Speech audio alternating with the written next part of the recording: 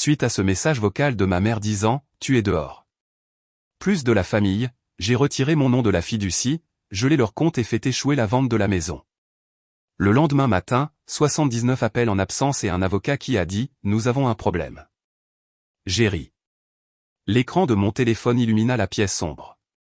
Il était exactement 2h17 du matin. Je me suis frotté les yeux et j'ai regardé la notification. C'était un email. L'objet était en lettres grasses. Avis de licenciement avec effet immédiat. Il avait été envoyé par mon père, Douglas Brooks. Il ne me l'avait pas seulement envoyé à moi. Il avait mis toute l'entreprise en copie. Chaque manager, chaque stagiaire, et chaque fournisseur l'avait vu. C'était une exécution numérique. Il n'avait pas eu le courage de me regarder dans les yeux. Un instant plus tard, une nouvelle icône est apparue. Un message vocal de ma mère, Karen. J'ai appuyé sur lecture. Sa voix était froide. On aurait dit celle d'une inconnue. Tu ne fais pas partie de la famille, Savannah, a-t-elle dit. Ne reviens pas. Nous continuons notre vie sans toi. Le message s'est terminé par un clic. Je suis restée assise là, dans le silence de mon appartement. J'ai attendu les larmes. J'ai attendu que la douleur frappe ma poitrine, mais les larmes ne sont pas venues. Mes mains n'ont pas tremblé. Au lieu de cela, j'ai senti mes épaules s'affaisser. Le lourd fardeau que j'avais porté pendant 5 ans avait soudainement disparu. J'ai regardé le téléphone et j'ai murmuré un seul mot dans l'obscurité. Enfin. Avant de nous lancer, assurez-vous d'aimer cette vidéo, de vous abonner à la chaîne, et de laisser un commentaire ci-dessous pour me dire d'où dans le monde vous nous regardez. J'ai posé mon téléphone sur la table de chevet. L'écran est devenu noir. La pièce était silencieuse, mais mon esprit était bruyant. Ma mère a dit que je n'étais pas de la famille. Mon père a dit que j'étais licencié. Il pensait me blesser. Il pensait me couper de la source de ma vie. Mais ils avaient tort. Ils coupaient la chaîne qui les soutenait. Pendant 5 ans, j'ai vécu 2 vies. Pour le monde extérieur, le vignoble Brooks Estate était une réussite. C'était un endroit magnifique dans la vallée de Sonoma. Nous avions des collines verdoyantes. Nous avions des rangées de vignes parfaites. Nous avions une salle de dégustation avec des comptoirs en marbre et des chaises en velours. Les gens venaient de la ville pour boire notre pinot noir. Ils prenaient des photos. Ils les postaient en ligne. Ils disaient, la famille Brooks vit le rêve. Mes parents, Douglas et Karen, adoraient ce rêve. Ils adoraient l'image. Ils adoraient entrer dans un restaurant en ville et voir le propriétaire leur serrer la main. Ils adoraient être les propriétaires. Mais les propriétaires sont censés payer les factures. Les propriétaires sont censés comprendre les mathématiques. Mes parents ne comprenaient pas les mathématiques. Ils ne comprenaient que la dépense. Je me souviens du jour où la chaîne invisible a commencé. C'était il y a 5 ans. J'avais 24 ans. Je venais d'emménager dans un petit appartement à San Francisco pour commencer ma propre carrière. Je voulais de la distance. Je voulais être ma propre personne. Puis le téléphone a sonné. C'était le directeur du vignoble, Louis. Savannah, a-t-il chuchoté. La compagnie d'électricité est là. Ils vont couper le courant. Les pompes pour l'irrigation ne fonctionneront pas. Les raisins vont mourir. Passe-moi mon père. J'ai dit. Il n'est pas là, a dit Louis. Il est à un déjeuner de golf. Il ne répond pas à son téléphone. Savannah, s'il te plaît. La facture est de $4000. Elle a 3 mois de retard. J'ai eu froid. $4000. C'était tout mon compte d'épargne à l'époque. J'économisais pour une voiture. J'économisais pour un voyage. Je m'en occupe, ai-je dit. J'ai transféré l'argent. J'ai payé la facture. J'ai sauvé les raisins. Quand je l'ai dit à mon père plus tard ce soir-là, il a ri. Il a agité la main en l'air. Il tenait un verre de notre meilleur vin de réserve. Oh, Savannah, a-t-il dit, ne sois pas si dramatique. Le flux de trésorerie est juste un peu serré cette semaine. Je l'aurai payé demain. Tu t'inquiètes trop. Il ne m'a jamais remboursé. C'était le premier maillon de la chaîne. Au cours des 5 années suivantes, la chaîne est devenue plus lourde. Elle s'est enroulée autour de mon cou. Elle s'est enroulée autour de mes chevilles. Je suis devenu la banque secrète du vignoble Broxestat. Chaque mois, je vérifiais les comptes de l'entreprise. Chaque mois, ils étaient dans le rouge. Mon père a acheté un nouveau camion pour l'entreprise. Ma mère a redécoré la maison d'amis. Ils sont allés en Europe pour faire des recherches sur d'autres vignobles. Ils dépensaient l'argent comme de l'eau. Pendant ce temps, le personnel devait être payé. Les impôts devaient être payés. Les bouteilles en verre devaient être achetées. Alors, je payais. Je travaillais à plein temps en ville comme analyste financière. Je gagnais bien ma vie, mais je ne gardais pas l'argent. Je vivais dans un appartement bon marché. Je conduisais une vieille voiture. J'achetais mes vêtements dans des magasins discount. Chaque mois, je transférais 30% de mon salaire sur le compte du vignoble. Je ne leur disais pas que je le faisais. Si je leur disais, ils dépenseraient simplement plus. Je me contentais de combler les trous qu'ils creusaient. Je me disais que je le faisais pour l'héritage.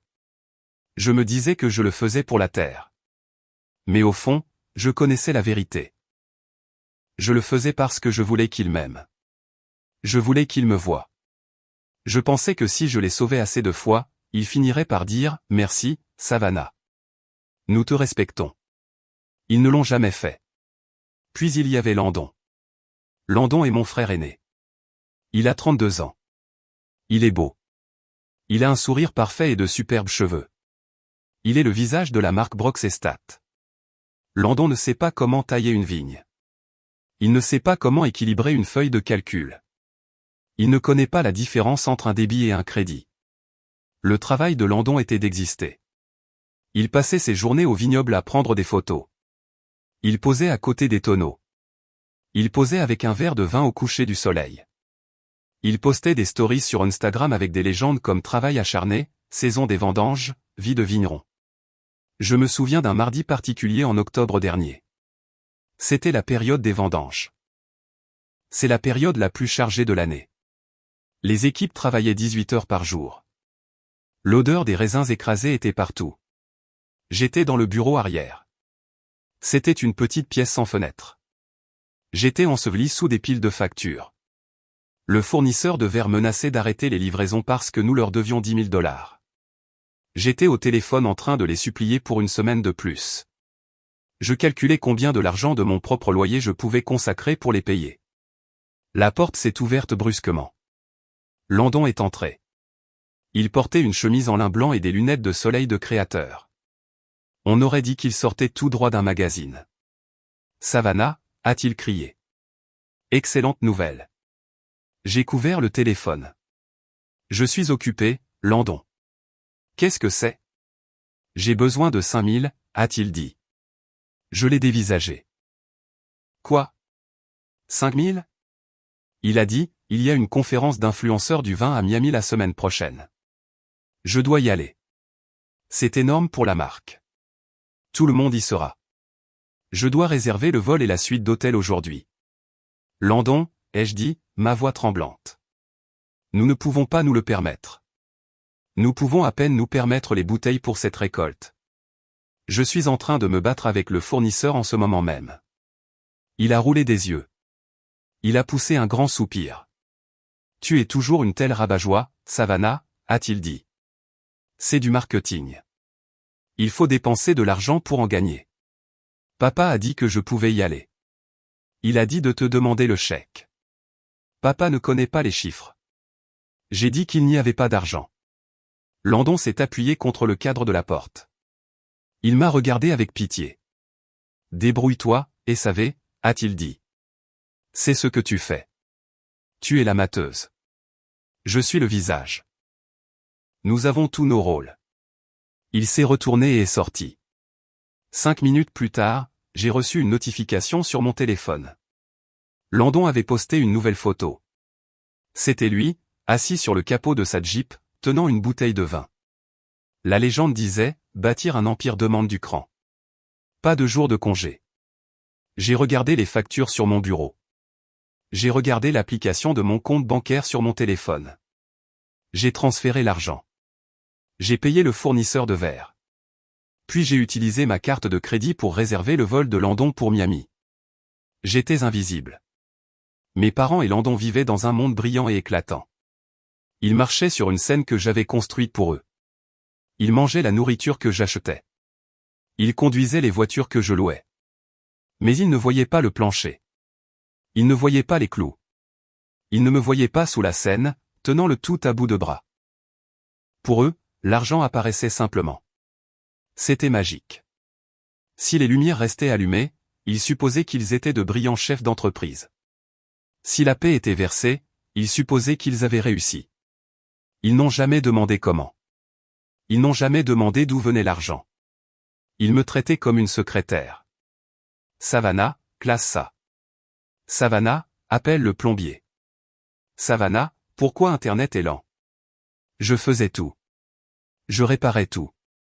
J'absorbais chaque crise pour qu'ils puissent dormir tranquillement dans leur grande maison sur la colline. Je pensais que j'étais une bonne fille. Je pensais que j'étais loyal. Mais ce soir, en lisant cet email, j'ai réalisé que je n'étais pas loyal. J'étais utilisé. Ils ne voulaient pas une fille. Ils voulaient une servante qui payait pour le privilège de les servir. La voix de ma mère résonnait dans ma tête. Tu ne fais pas partie de la famille. Elle avait raison. Une famille ne vous traite pas comme un distributeur de billets. Une famille ne vous traite pas comme un fantôme. J'ai regardé à nouveau l'email. Avis de licenciement. Il pensait qu'il renvoyait une employée. Il pensait qu'il se débarrassait d'une nuisance. Il n'avait aucune idée de ce qu'il venait de faire. Il venait de couper la chaîne invisible. Et sans la chaîne, le lourd poids de leur propre incompétence était sur le point de s'écraser sur leur tête.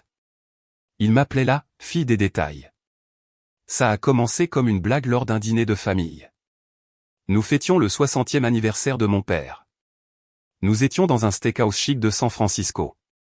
La table était pleine de vin et de fruits de mer coûteux. Mon père s'est levé pour porter un toast. Il était rougeaud et heureux. Il adorait être le centre de l'attention. À Brox et Stat, a-t-il claironné. Et à la vision. Vous savez, les gens m'ont dit que j'étais fou d'acheter cette terre. Ils disaient, Douglas, tu ne connais rien aux raisins. Mais j'avais une intuition. J'avais la vision, et regardez-nous maintenant. Tout le monde a applaudi. Ma mère lui a souri radieusement. Landon a levé son verre. Puis mon père m'a regardé.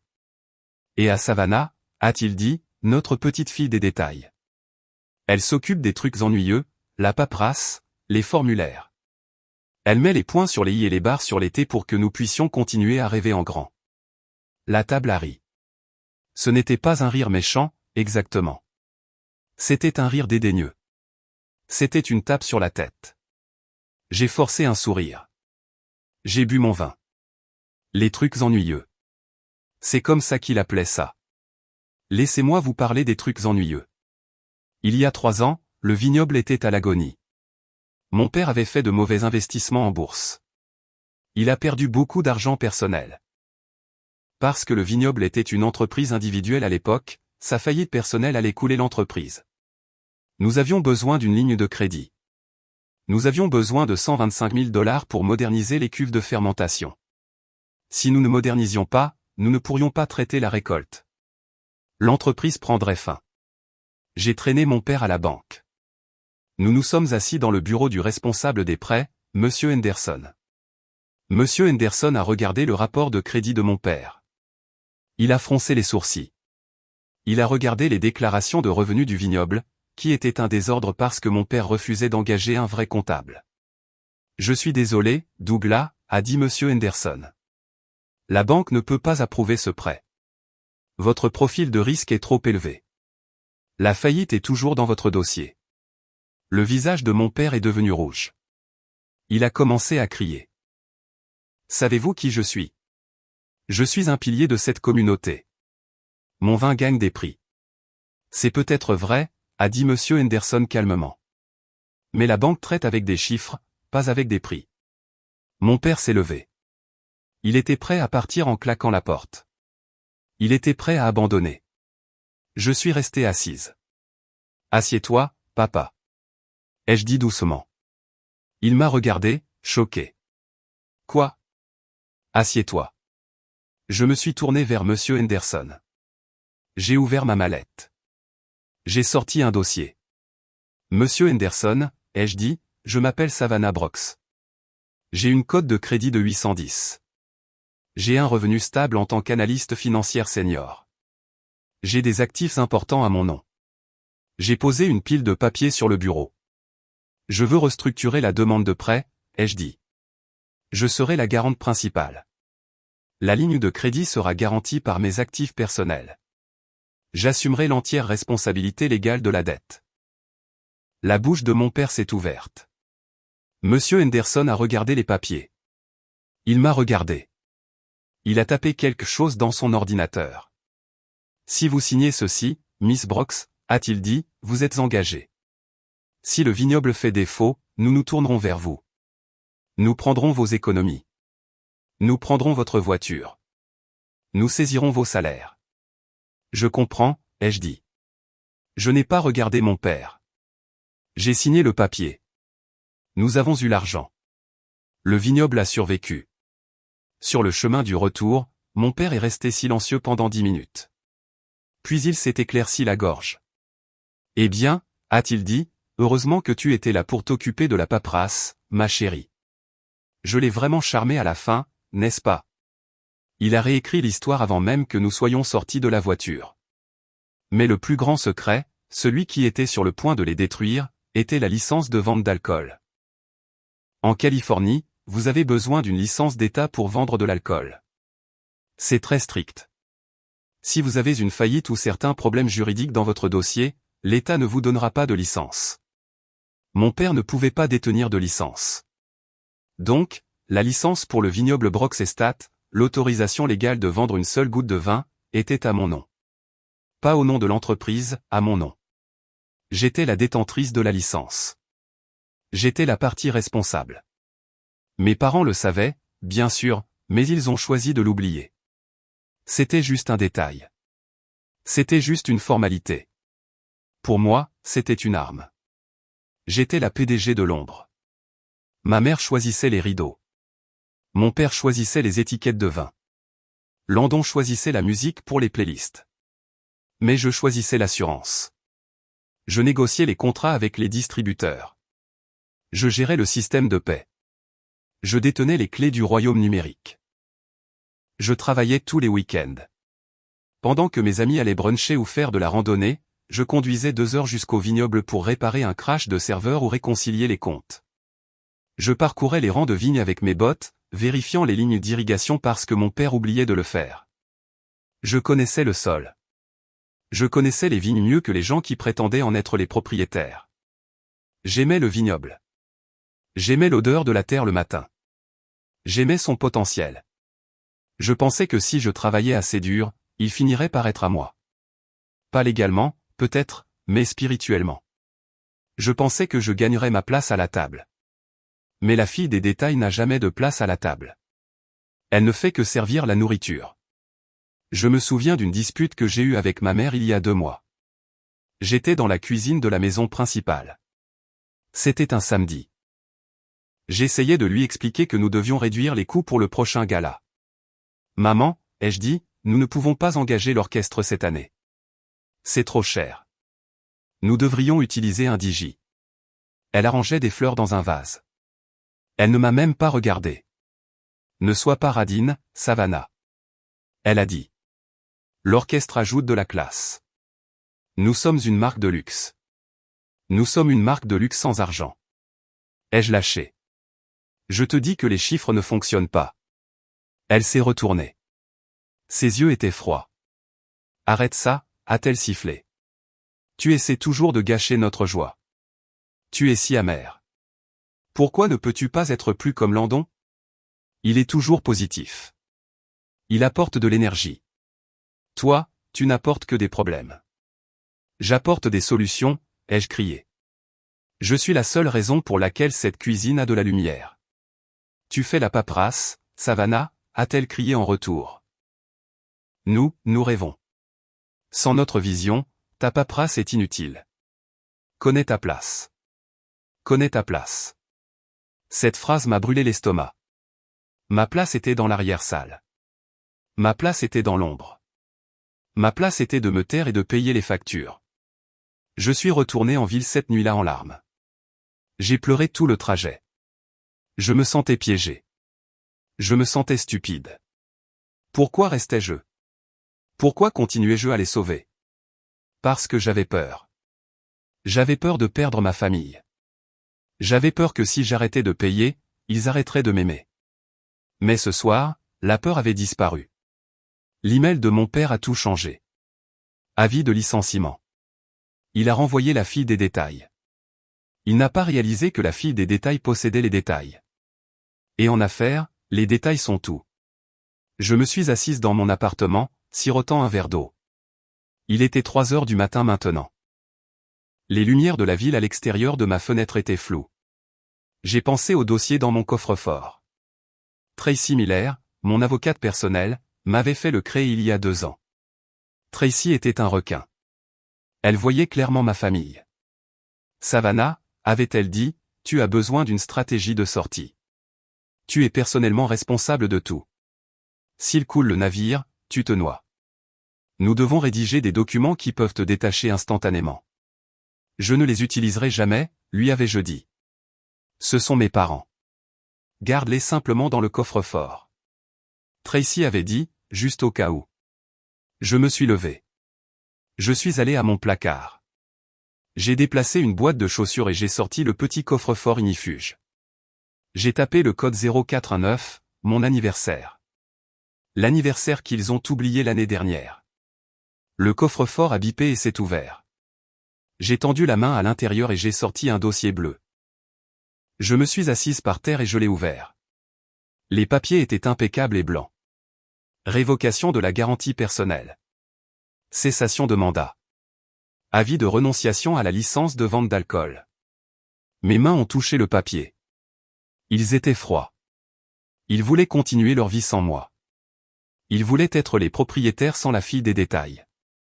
D'accord, voyons comment ils aiment posséder un vignoble qui ne peut pas vendre de vin, ne peut pas payer le personnel et ne peut pas emprunter un centime. Je n'étais pas seulement une employée qu'ils pouvaient renvoyer. J'étais le moteur, et ils venaient de jeter les clés. J'ai pris un stylo.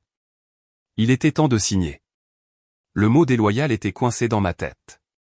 Il se trouvait dans le 3e paragraphe de l'email de licenciement de mon père.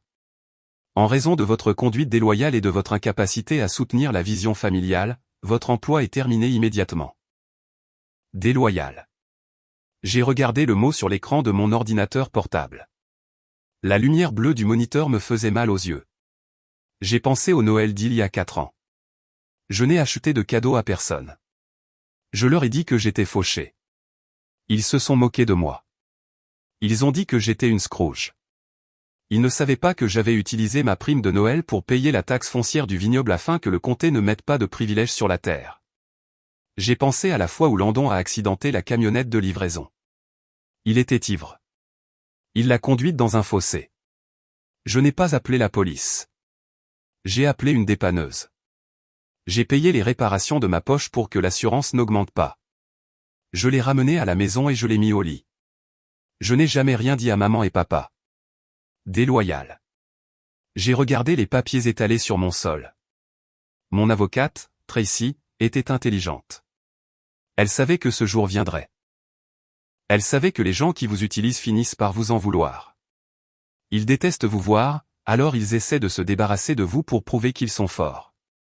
J'ai pris le premier document, la révocation de la garantie personnelle. C'était le plus important. C'était la ligne de crédit de 125 000 $. La banque permettait au vignoble d'emprunter cet argent uniquement parce que j'avais dit que je le rembourserais si l'entreprise échouait. Mon père utilisait cette ligne de crédit pour tout. Il l'utilisait pour acheter des tonneaux. Il l'utilisait pour payer le gala. Il l'utilisait pour louer son camion. Tant que j'étais la garante, j'étais responsable. Si je partais maintenant sans rien faire, il pourrait maximiser la carte de crédit, dépenser chaque centime, et la banque viendrait me réclamer l'argent. Je serais ruiné. Je ne pouvais pas laisser cela se produire. Je me suis connecté au portail sécurisé de la banque. Mes mains étaient stables. Je ressentais un étrange sentiment de calme. C'était le calme d'un chirurgien qui enlève une tumeur. J'ai navigué jusqu'à l'onglet de gestion des garants. Il y avait un bouton « Révoquer la responsabilité ». Une boîte d'avertissement est apparue. Avertissement. La révocation de votre garantie personnelle entraînera un gel immédiat de la ligne de crédit associée. Toutes les cartes actives seront refusées. Les chèques en circulation pourraient être sans provision. Êtes-vous sûr? J'ai fait une pause. Si je cliquais sur oui, l'argent s'arrêtait instantanément. J'ai pensé au visage de mon père quand il a envoyé cet email. J'ai pensé à lui appuyant sur « Répondre à tous ». Il voulait m'humilier. Il voulait montrer au personnel qu'il était le patron. Il voulait diriger l'entreprise. Très bien. Dirige-la avec ta propre code de crédit, papa. J'ai cliqué sur oui. L'écran s'est chargé pendant une seconde. Puis il a clignoté en rouge. Action terminée. Compte gelé. Avis envoyé au titulaire du compte. La première étape était terminée. Le robinet d'argent était fermé. J'ai pris le deuxième document. Avis de renonciation à la licence de vente d'alcool. C'était l'option nucléaire. Un vignoble ne peut pas fonctionner sans licence. Vous ne pouvez pas servir une dégustation.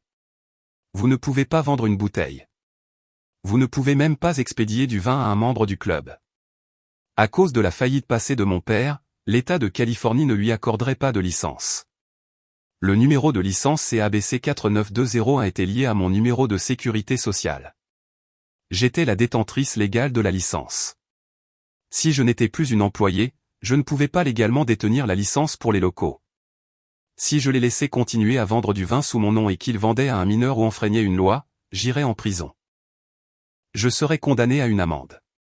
Je devais me protéger. J'ai ouvert le client de messagerie. J'ai rédigé un nouveau message à la Commission de contrôle des boissons alcoolisées de Californie, ABC. J'ai joint le formulaire de renonciation signé. J'ai joint l'email de licenciement que mon père m'avait envoyé. J'ai écrit un message simple à la commission des licences. Moi, Savannah Brox, suis l'unique détentrice de la licence pour le vignoble Brox Estate. À 2h17 ce jour, mon emploi a été terminé par les propriétaires. Je n'ai plus accès aux locaux ni contrôle sur l'inventaire. Par conséquent, je renonce immédiatement à la licence. Veuillez suspendre tous les privilèges avec effet immédiat pour empêcher les ventes non autorisées sous mon nom. J'ai survolé le bouton d'envoi. Cela les fermerait. Pas seulement le compte bancaire, mais l'entreprise elle-même. Les portes devraient se fermer. La voix de ma mère a joué dans mon oreille. Ne reviens pas. J'ai appuyé sur envoyer. Fait. Il y avait une dernière chose. L'agence. J'étais l'administratrice de tout ce qui était numérique, le système de paie, les portails des distributeurs, le nom de domaine du site web, le serveur de messagerie. Ils étaient tous enregistrés à mon adresse email personnelle et à mon numéro de téléphone pour l'authentification à 2 facteurs. Je me suis connecté au système de paie, Gusto. Demain, c'était le jour de paie. Le personnel, 20 personnes, attendait leur chèque. L'argent pour la paie venait du compte d'exploitation, mais le compte d'exploitation était alimenté par la ligne de crédit, et je venais de geler la ligne de crédit. Le système affichait un avertissement. Fonds insuffisants détectés pour la paie automatique. Habituellement, j'aurais transféré mon propre argent pour couvrir, ou j'aurais appelé la banque pour supplier une dérogation. Pas ce soir. Je suis allé dans les paramètres d'administration.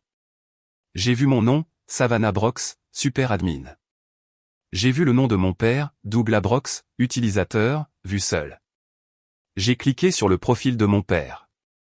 J'ai changé son rôle de vue seule à administrateur. Puis je me suis retiré. Un message est apparu. Vous êtes sur le point de supprimer votre accès administratif. Vous ne pourrez plus gérer cette entreprise. Cette action ne peut pas être annulée. Bien. Je ne voulais pas la gérer. Je ne voulais pas la réparer. J'ai cliqué sur confirmer. L'écran est devenu blanc, puis il m'a renvoyé à la page de connexion. J'ai essayé de me reconnecter. Accès refusé. C'était fait. Je me suis assise contre le côté de mon lit. J'ai regardé l'horloge. Il était 3h45. La chaîne était brisée. Pendant 5 ans, j'avais été la colle qui maintenait une statue brisée. Je me réveillais chaque jour avec la peur qu'elle ne se brise. Je m'épuisais à essayer de cacher les fissures. Maintenant, j'avais lâché prise. La statue allait tomber. Elle allait se briser en 1 million de morceaux. J'ai ressenti une vague de tristesse. Mais ce n'était pas pour mes parents. C'était pour le vignoble. J'aimais ces vignes. J'aimais l'odeur de la cave. J'aimais l'équipe. Louis, le directeur. Maria dans la salle de dégustation. C'étaient de bonnes personnes. Ils allaient être blessés parce que mes parents étaient arrogants. Mais je ne pouvais plus les sauver. Vous ne pouvez pas sauver des gens qui vous noient activement. J'ai fermé mon ordinateur portable. J'ai remis les papiers dans le coffre-fort. Je suis allé à la cuisine et j'ai versé le reste du vin dans l'évier. Je ne voulais pas le boire. Il avait le goût de l'obligation. Je suis allé dans ma salle de bain et je me suis lavé le visage. Je me suis regardé dans le miroir. J'avais l'air fatigué. J'avais des cernes sous les yeux, mais mes yeux étaient clairs. J'avais 29 ans. J'étais intelligente. J'étais capable. Et pour la première fois de ma vie d'adulte, j'étais libre. Je suis allé me coucher. J'ai tiré la lourde couette jusqu'à mon menton. Je m'attendais à me tourner et me retourner. Je m'attendais à m'inquiéter, mais je me suis endormi instantanément. Je me suis réveillé avec le soleil qui filtrait par ma fenêtre. Il était 8h30. Je me suis étiré. Pendant une seconde, j'ai oublié ce qui s'était passé. C'était comme un mardi normal. J'ai attrapé mon téléphone pour vérifier mes emails, ma routine habituelle. Puis j'ai vu les notifications. Mon écran de verrouillage était plein. C'était un mur de messages textes et d'appels manqués. 17 appels manqués, 42 nouveaux messages. La panique avait commencé. Je n'ai pas encore déverrouillé le téléphone. Je me suis levé, je suis allé à la cuisine et j'ai fait une cafetière. Je voulais être complètement réveillé pour ça. Je voulais le savourer. J'ai versé le café dans ma tasse préférée. Je suis sorti sur mon petit balcon. L'air de San Francisco était vif et frais. J'ai pris une gorgée. C'était chaud et fort. Puis je me suis assise et j'ai déverrouillé mon téléphone. J'ai fait défiler jusqu'en bas pour voir comment ça avait commencé. 6h05 Louis, directeur du vignoble. Savannah. Bonjour. J'ai essayé de faire pointer l'équipe des champs, mais l'iPad dit système suspendu. Y a-t-il un bug? Peux-tu réparer? 6h15 Louis Savannah? Les gars attendent. Je ne peux pas non plus imprimer les ordres de travail. Le système dit abonnement annulé. Appelle-moi. 6h45 Maria, responsable de la salle de dégustation. Salut, désolé de te déranger si tôt. J'essaie d'ouvrir la caisse pour la journée. Le système de point de vente est en panne. Il dit licence invalide. Qu'est-ce que ça veut dire? Nous avons un groupe de touristes qui arrive à 10h. J'ai pris une autre gorgée de café. Le message, licence invalide, signifiait que la commission des alcools avait traité mon email. Leur système automatisé était rapide. Quand j'ai renoncé à la licence, la base de données de l'État s'est mise à jour. Notre système de points de vente, qui vérifie quotidiennement le statut de la licence, s'est automatiquement bloqué. Il ne pouvait pas vendre un billet. Il ne pouvait pas ouvrir une bouteille. 7h10 Landon. Yo, SAV. Ma carte d'entreprise vient d'être refusée à la station-service. La honte totale. Il y a plein d'argent sur le compte, non? Règle ça vite. J'ai une réunion. J'ai ri aux éclats. Un vrai rire sincère. Landon était probablement debout à une station Chevron dans sa Jeep coûteuse, essayant d'avoir l'air cool pendant que la pompe clignotait, refusé. Il a probablement essayé de la passer 3 fois. 7h15 Landon, réponds à ton téléphone. Sérieusement, Savannah, je suis coincé ici. Je n'ai pas d'argent liquide. Bienvenue dans la réalité, Landon. 7h30 Papa. Savannah, décroche immédiatement. 7h32 Papa, pourquoi je reçois des alertes de la banque? Ça dit ligne de crédit révoquée. Tu as fait quelque chose? Appelle-moi maintenant. 7h45 Papa, espèce d'enfant ingrate. Que as-tu fait? La paix n'est pas traitée. Louis me crie dessus. Règle ça maintenant. 8h en maman. Savannah, ce n'est pas drôle. Ton père est très contrarié. Arrête de jouer et remets les systèmes en marche. Nous sommes tes parents. J'ai fixé ce message. Nous sommes tes parents. Il y a 6 heures, je n'étais pas de la famille. Il y a 6 heures, j'étais licencié. Maintenant que l'argent avait disparu, soudainement j'étais de nouveau leur fille. Soudainement, on avait besoin de moi. Je n'ai pas répondu. J'ai parcouru à nouveau les messages. Je pouvais visualiser parfaitement la scène au vignoble. Mon père serait dans son bureau, frappant du poing sur la table. Il essaierait de se connecter au compte bancaire, mais son mot de passe ne fonctionnerait pas car le compte était gelé. Il crierait sur l'écran de l'ordinateur.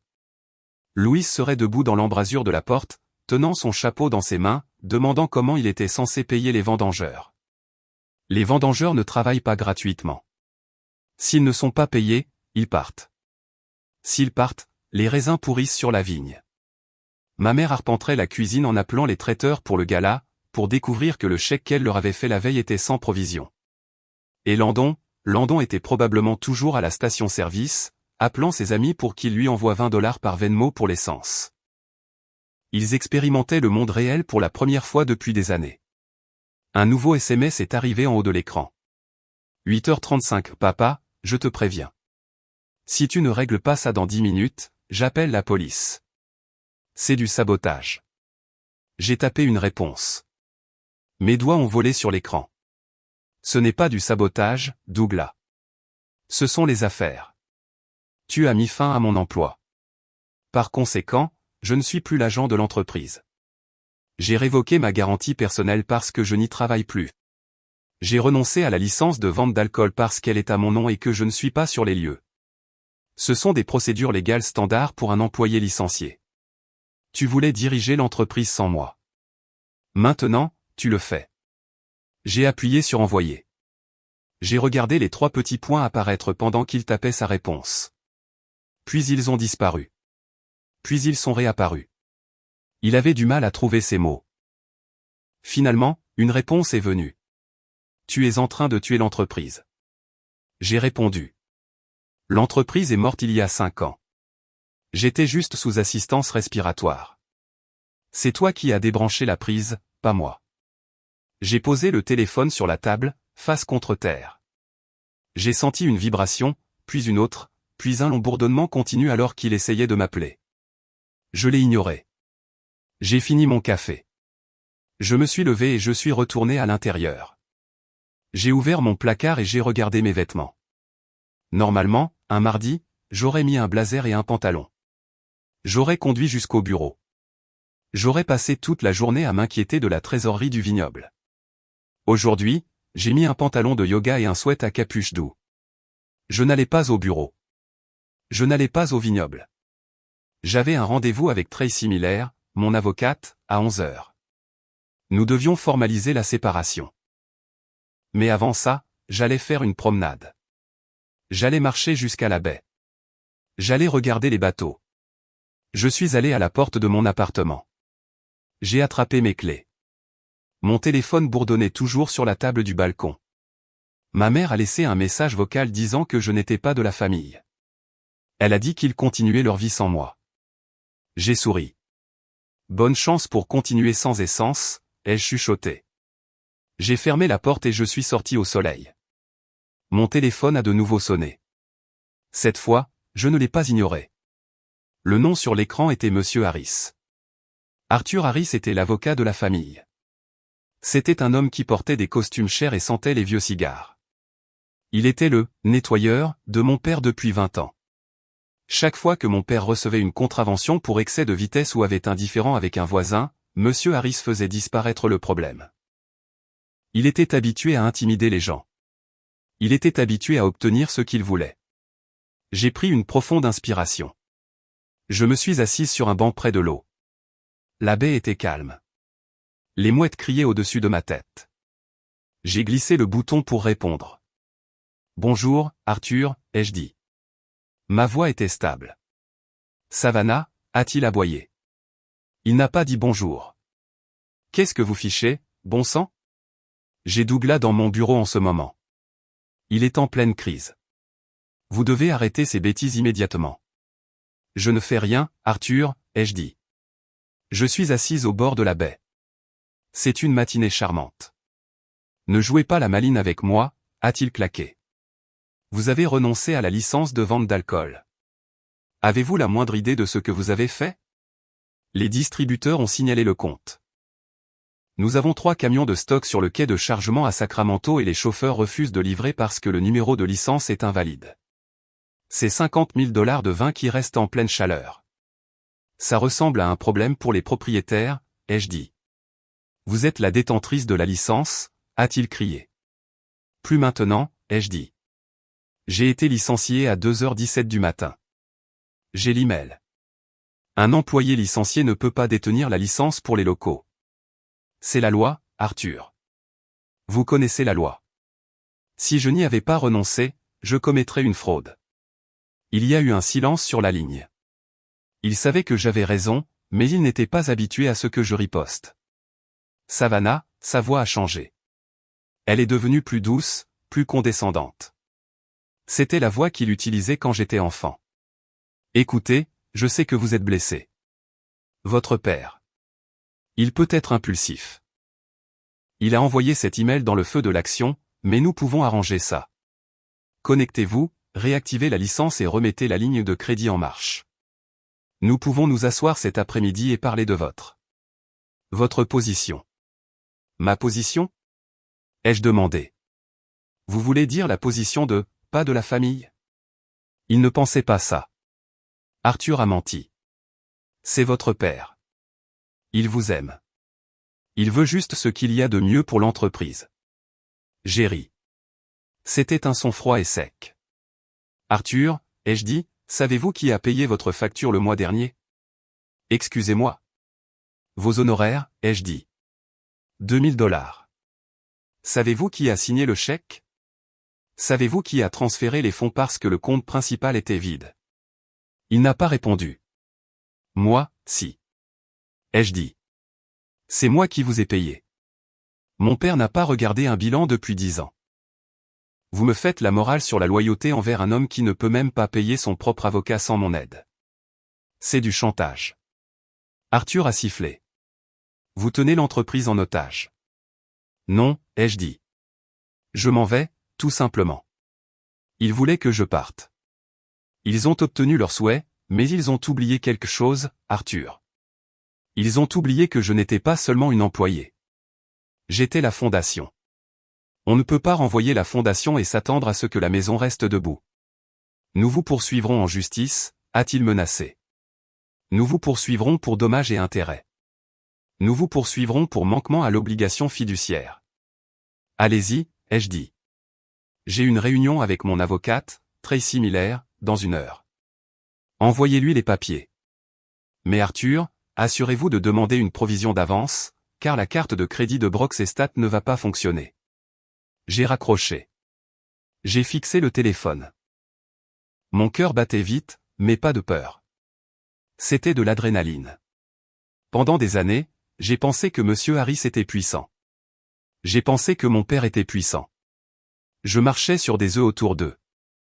Je mendiais leur approbation. Je pensais qu'ils détenaient toutes les cartes. Mais assise là, sur ce banc, j'ai réalisé la vérité. C'était une illusion. Il n'était pas puissant. Il louait le pouvoir. Il louait la terre à la banque. Il louait la protection juridique de M. Harris. Il louait le style de vie à la société de cartes de crédit. Et il louait leurs compétences à moi. C'est moi qui faisais les affaires. C'est moi qui résolvais les problèmes. C'est moi qui veillais tard. Ils n'étaient que les locataires de la vie que j'avais construite pour eux. Et maintenant, le propriétaire avait changé les serrures. J'ai de nouveau regardé mes SMS. Il y en avait un nouveau de Louis.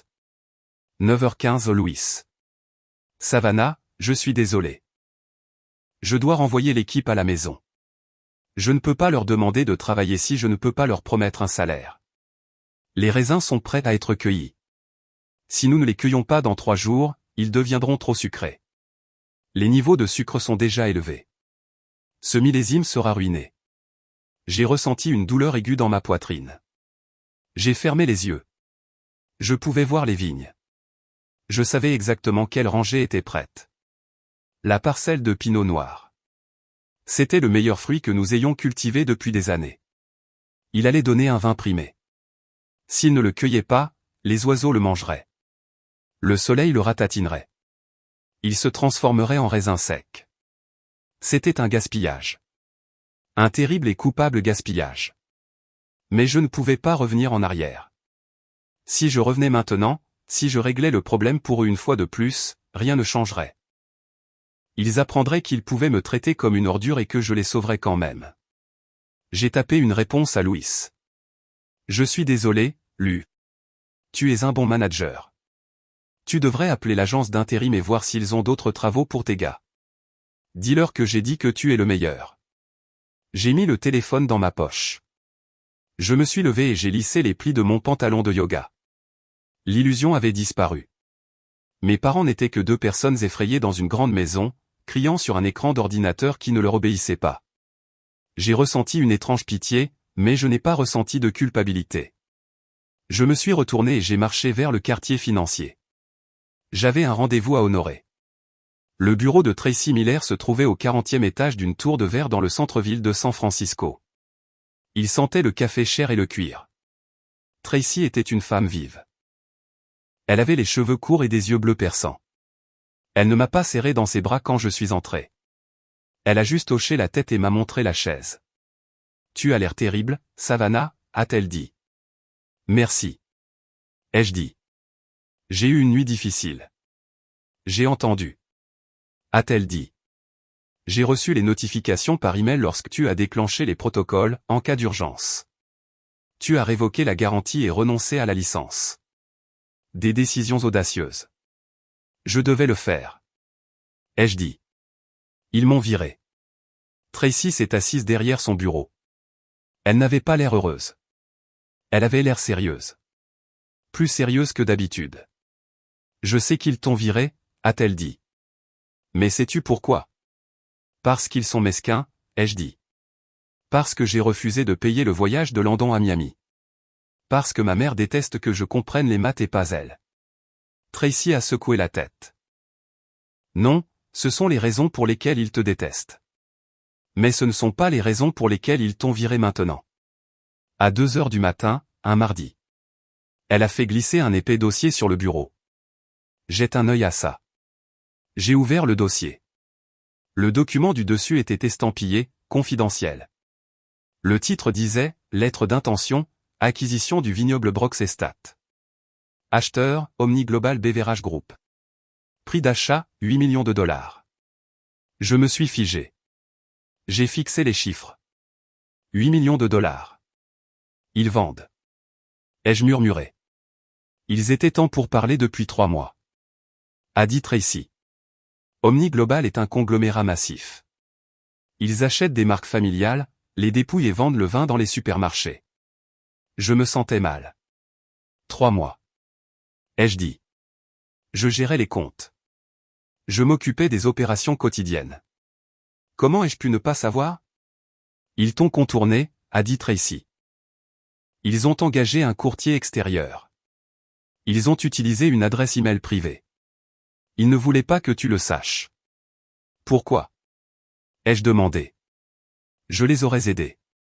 S'ils voulaient vendre, j'aurais organisé les finances. Je leur aurais obtenu un meilleur prix. Tracy s'est penchée en avant. Savannah, regarde la date sur le projet de contrat, a-t-elle dit.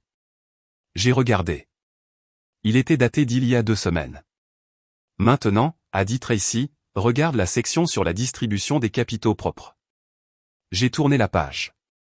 Vendeurs, Douglas et Karen Brox, propriétaires à 100%. Si l'entreprise est vendue, a expliqué Tracy, les propriétaires reçoivent le chèque. En totalité. Mais si tu étais encore là, si tu étais encore la garante, si tu étais encore la PDG de l'ombre, tu aurais pu faire une réclamation.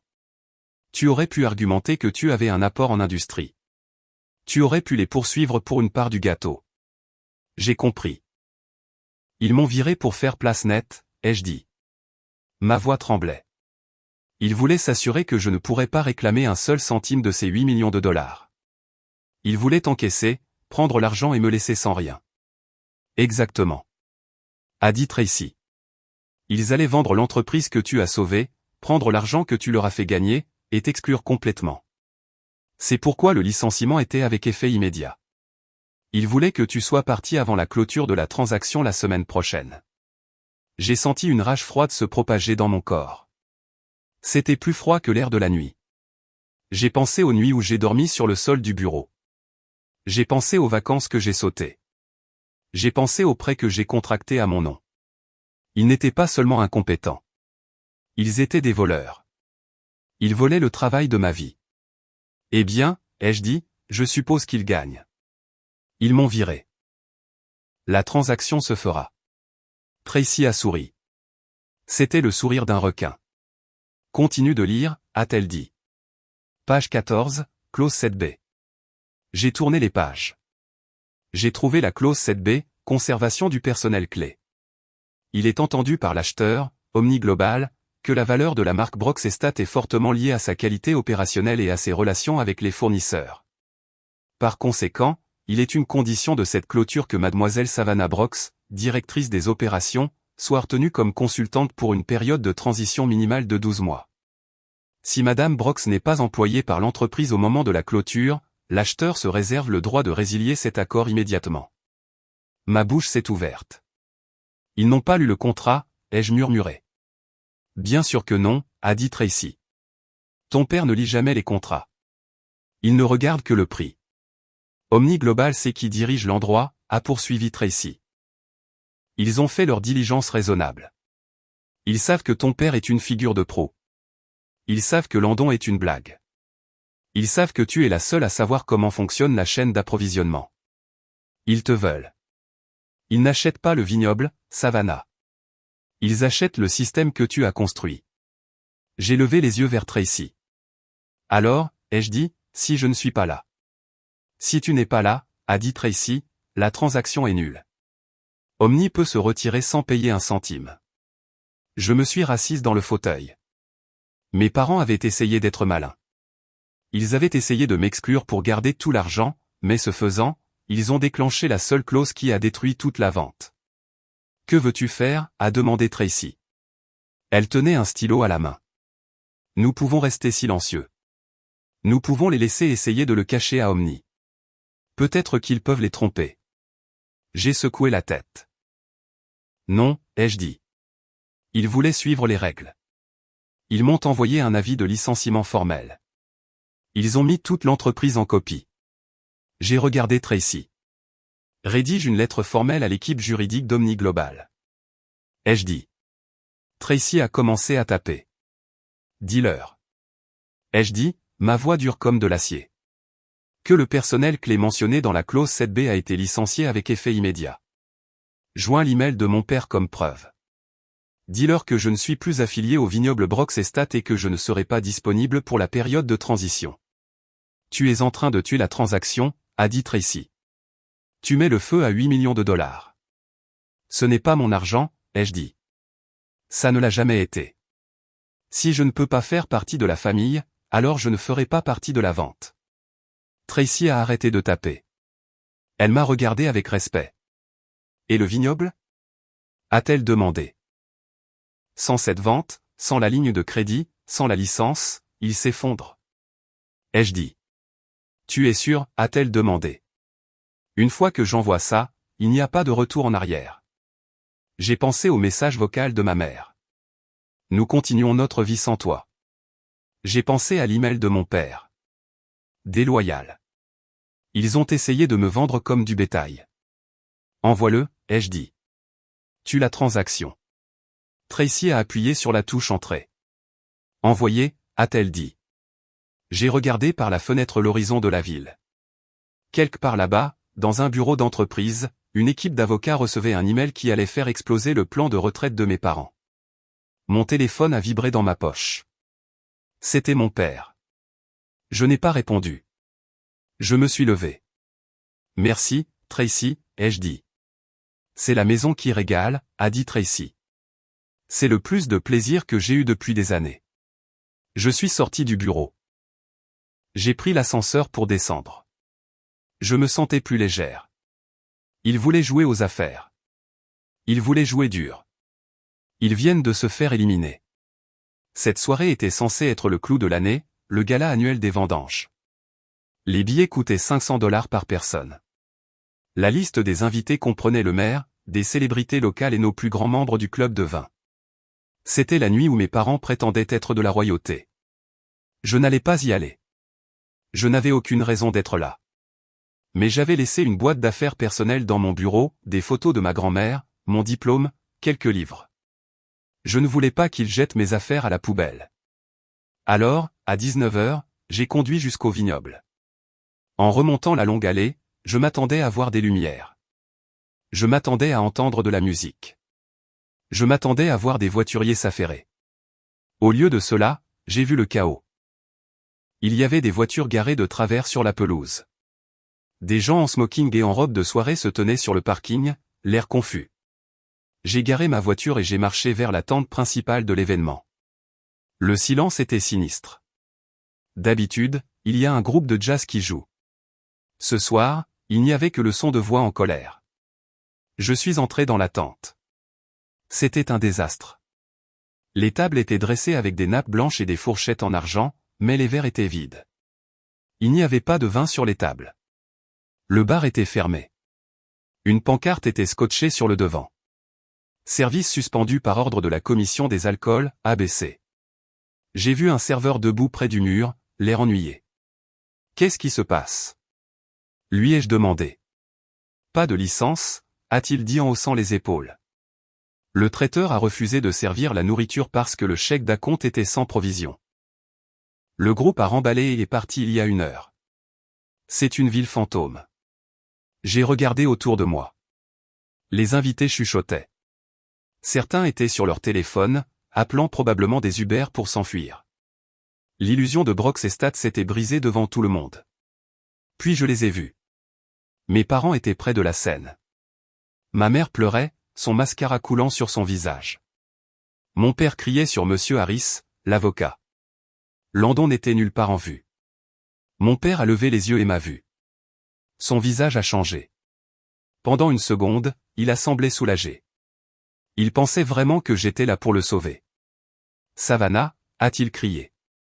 Il a couru vers moi. Il m'a attrapé le bras. Dieu merci, tu es là. Règle ça. Parle au traiteur. Dis aux invités que c'est juste un problème technique. Ouvre la cave à vin. J'ai retiré mon bras. Je ne peux pas, ai-je dit calmement. Je ne travaille pas ici. Tu te souviens? Arrête ça, a crié ma mère. Elle a traversé la foule. C'est notre réputation. C'est notre vie. Comment peux-tu être si cruel? Nous sommes ta famille. Les invités nous regardaient maintenant. Le maire regardait. La famille? Ai-je demandé. Ma voix n'était pas forte, mais elle portait dans la tente silencieuse. C'est pour ça que vous avez essayé de vendre l'entreprise dans mon dos? Mon père s'est figé. Son visage est devenu blême.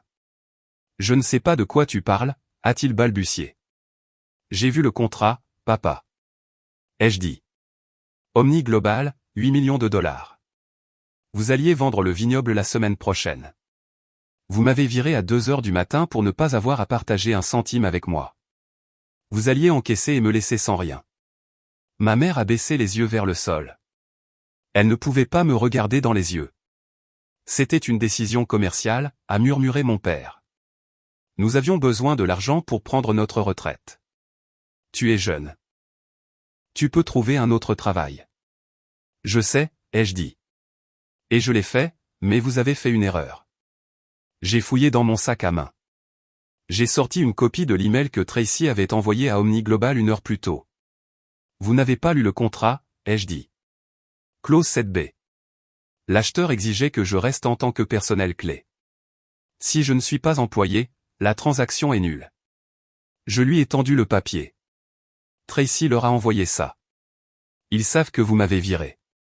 Ils savent que je suis parti. Les mains de mon père tremblaient en lisant l'email. Il m'a regardé avec une horreur pure. Que as-tu fait, a-t-il haleté. La transaction?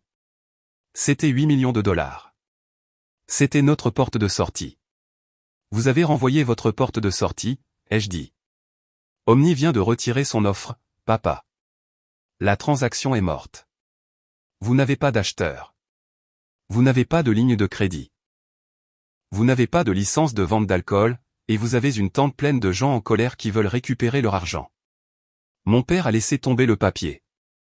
Il avait l'air sur le point de s'évanouir. Tu nous as ruinés. Ma mère a sangloté. Espèce de fille ingrate. Non, ai-je dit. J'ai juste arrêté de vous sauver.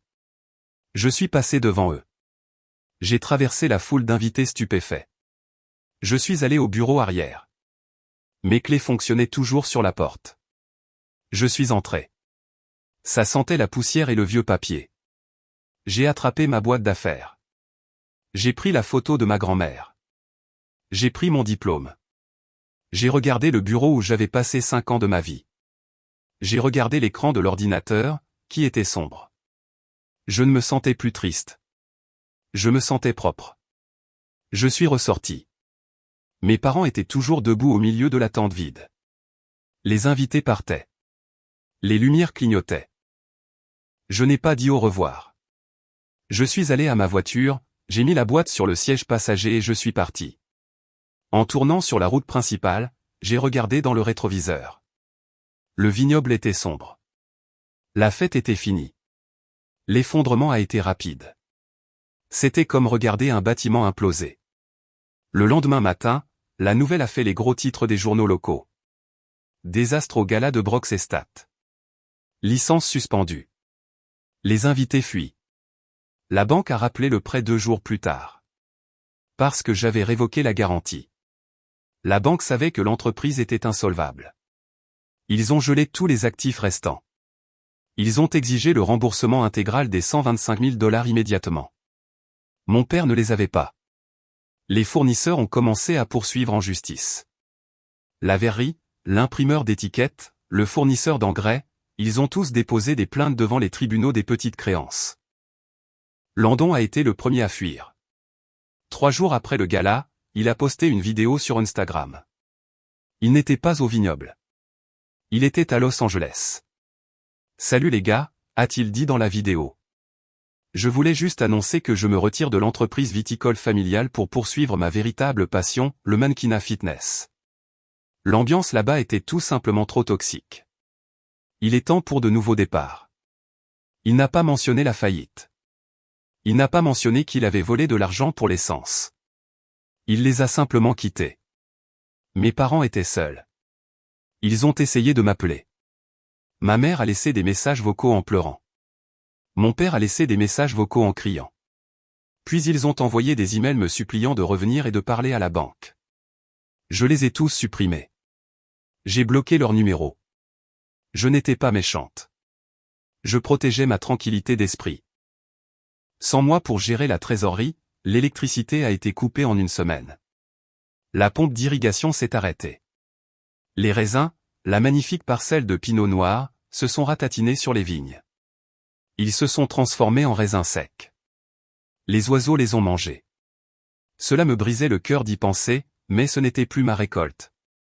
1 mois plus tard, l'avis de saisie a été affiché sur le portail. La banque a saisi la propriété. Ils ont programmé une vente aux enchères.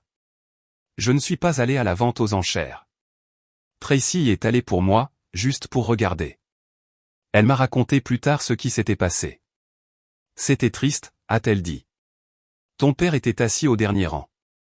Il avait l'air d'avoir 20 ans de plus. La terre a été vendue à un promoteur qui veut construire des condos de luxe. Les tonneaux et l'équipement ont été vendus à vos concurrents. Ont-ils eu assez pour couvrir les dettes? Ai-je demandé. À peine, a dit Tracy. Après que la banque ait pris sa part et les avocats la leur, tes parents sont partis avec presque rien. Peut-être assez pour louer un petit appartement en ville. Et les 8 millions? Ai-je demandé. Disparu? A-t-elle dit. Omni Global n'a jamais regardé en arrière. J'ai hoché la tête. C'était une tragédie, mais c'était une tragédie de leur propre fait. Pendant que leur monde s'effondrait, le mien commençait.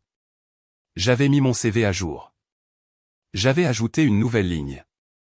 directrice des opérations par intérim, Vignoble Brox Estate, gestion de toute la logistique financière et opérationnelle. J'ai passé un entretien avec une start-up technologique à San Francisco. Ils cherchaient un directeur financier.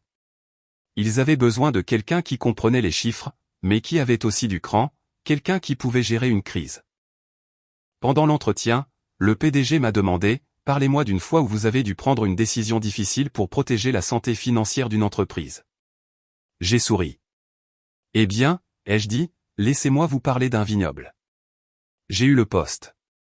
Le salaire était le double de ce que je gagnais avant, plus des options d'achat d'actions, plus des avantages sociaux complets. Mais la meilleure partie n'était pas l'argent.